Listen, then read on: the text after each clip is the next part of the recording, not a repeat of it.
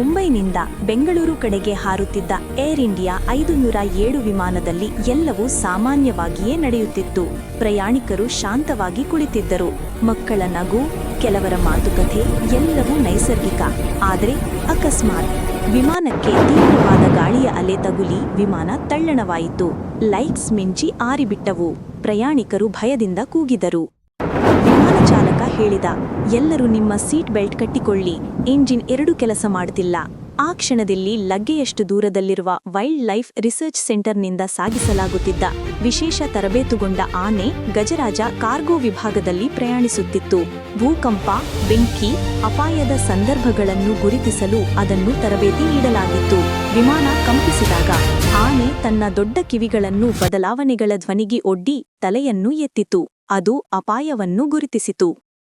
ಗಜರಾಜನ ಕಾರ್ಯಾರಂಭ. ಕಾರ್ಗೋ ದ್ವಾರ ಸ್ವಲ್ಪ ಸರಿದಿತ್ತು. ಸಿಬ್ಬಂದಿಗಳು ಗಜರಾಜನಿಗೆ ದಾರಿ ಮಾಡಿಕೊಟ್ಟರು. ಆನೆ ಶಾಂತವಾಗಿ ಆದರೆ ಬಲಿಷ್ಠವಾಗಿ ಕಾಕ್ಪಿಟ್ ಕಡೆಗೆ ನಡೆದು ಹೋದದ್ದು ಪ್ರಯಾಣಿಕರಿಗೆ ಅಚ್ಚರಿಯಾಯಿತು. ವಿಮಾನ ಚಾಲಕ ಹೇಳಿದ, ವಿಮಾನ ಮೂಗನ್ನು ಸಮತೋಲನಕ್ಕೆ ತರುವ ತೂಕ ಬೇಕಿದೆ. ಮುಂದಿನ ಭಾಗಕ್ಕೆ ಭಾರಿ ವಸ್ತು ಬೇಕು. ಅದೇ ಕ್ಷಣದಲ್ಲಿ ಗಜರಾಜ ಮುಂದಕ್ಕೆ ಬಂದು ವಿಮಾನದ ಮುಂಭಾಗದಲ್ಲಿ ಸ್ಥಿರವಾಗಿ ನಿಂತಿತು.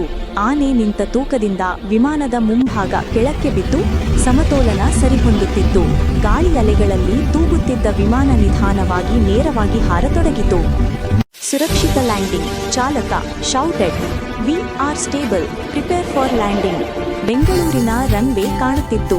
ಗಜರಾಜ ತನ್ನ ದೊಡ್ಡ ಕಾಲುಗಳನ್ನು ನೆಲದಲ್ಲಿ ಗಟ್ಟಿ ಹಿಡಿದಂತೆ ವಿಮಾನವು ಗಟ್ಟಿಯಾಗಿ ಸ್ಥಿರವಾಯಿತು.